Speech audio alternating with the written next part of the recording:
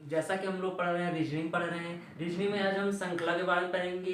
तो यहाँ पर क्वेश्चन दो प्रकार के दिए गए हैं, पहला क्वेश्चन ये, दूसरा क्वेश्चन है, इनके बारे में हम पहले पढ़ते हैं। तो यहाँ पर हमें श्रृंखला बनानी है। तो सबसे पहले पढ़ेंगे, यहाँ पर लिखा हुआ एल है, डैश डबल डैश है, फिर एल है, एम है, डैश है, फिर एल है, dash L dash M L लिखा हुआ। तो इन क्वेश्चनों को हम कैसे बनाएंगे, तो बनाना स्टार्ट करते हैं, क्योंकि ये पेपर में बहुत महत्वपूर्ण है। तो यहाँ पर देखते हैं। तो सबसे पहले इनको हम गिनते हैं, 1 2 3 4 5 6 7 8 9 10 11 12। तो यहाँ पर 12 लिखे हुए हैं। तो इनको हम कैसे बनाते हैं, तो सबसे पहले यहाँ पर हम लाइन खींचेंगे, जोड़े बनाएंगे। पहले 1 2 12 है, तो यहाँ पर हम 3 3 का जोड़ा बनाएंगे। 3 3 का जोड़ा बन गया है। फिर उसके बाद यहाँ पर हम देखेंगे कि यहाँ पर सब जगह एल लिखा हुआ है, यहाँ पर एल नहीं लिखा हुआ है, तो यहाँ पर हम एल लिखेंगे। फिर उसके बाद हम देखेंगे कि यहाँ पर बीच में एम लिखा हुआ है, यहाँ पर भी एम लिखा हुआ है, यहाँ पर नहीं लिखा हुआ है, यहाँ पर हम एम लिखेंगे, यहाँ पर एम लिखेंगे। फिर उसके बाद यहाँ पर हम देखेंगे कि यहाँ पर लास्ट में एल लिखा हुआ है, क्योंकि यहाँ एल लिखा हुआ है, यहाँ एल लिखा हुआ है, तो यहाँ पर हम एल लिखेंगे। तो यहाँ एल लिखेंगे, एल। क्वेश्चन हमारा कंप्लीट हो गया। यहाँ पर हम देखेंगे कि हमारा कौन सा ऑप्शन सही है। तो यहाँ पर सबसे पहले देखेंगे एम, एम से स्टार्ट है, तो ना हमारा ये एम से स्टार्ट है, ना ये एम से स्टार्ट। तो यहाँ पर देखेंगे कि यहाँ पर एम है और लास्ट में एल है।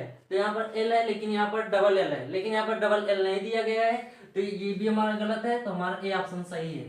अब हम दूसरे क्वेश्चन पे आते हैं। दूसरा क्वेश्चन क्या कह रहा है, सबसे पहले यहाँ पर हम गिनते हैं कितने क्वेश्चन, कितने लिखे हुए, 1 2 3 4 5 6 7 8 9 10 11 12 13 14 15 16। यहाँ पर 16 वर्ड लिखे हुए हैं। तो यहाँ पर हम 4 4 के जोड़े बनाएंगे। तो बनाना स्टार्ट करते हैं। तो यहाँ पर बनाएंगे 4 का जोड़ा, 1 हो गया, फिर उसका 2 हो गया, फिर उसका 3 हो गया, फिर उसका 4 जोड़ा। अब यहाँ पर 4 जोड़े बन गए हैं। तो सबसे पहले यहाँ पर देखेंगे कि क्या लिखा गया। तो यहाँ पर देखेंगे जे लिखा हुआ है और यहाँ पर जे लिखा हुआ है। तो हमें पता है कि यहाँ पर भी जे होगा पहले। तो यहाँ पर जे लिखेंगे, फिर यहाँ जे हो गया, यहाँ पर जे नहीं लिखा है, यहाँ पर जे लिखेंगे, फिर यहाँ पर जे लिखा हुआ है। फिर उसका देखेंगे यहाँ पर दूसरे नंबर पे एम लिखा हुआ है, एम लिखा हुआ है। तो अब यहाँ पर हमें पता चल गया कि एम होगा। तो यहाँ पर एम लिखा हुआ है, यहाँ पर एम लिखेंगे, और यहाँ पर एम लिखा हुआ है, यहाँ पर एम लिखेंगे।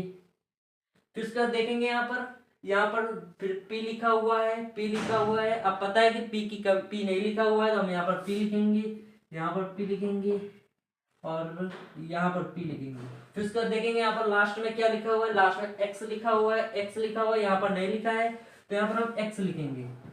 तो हमारा कंप्लीट हो गया। तो यहाँ पर देखेंगे कौन सा ऑप्शन सही है। तो सबसे पहले देखेंगे यहाँ पर जे से स्टार्ट है, तो हमारा सब में जे से स्टार्ट है।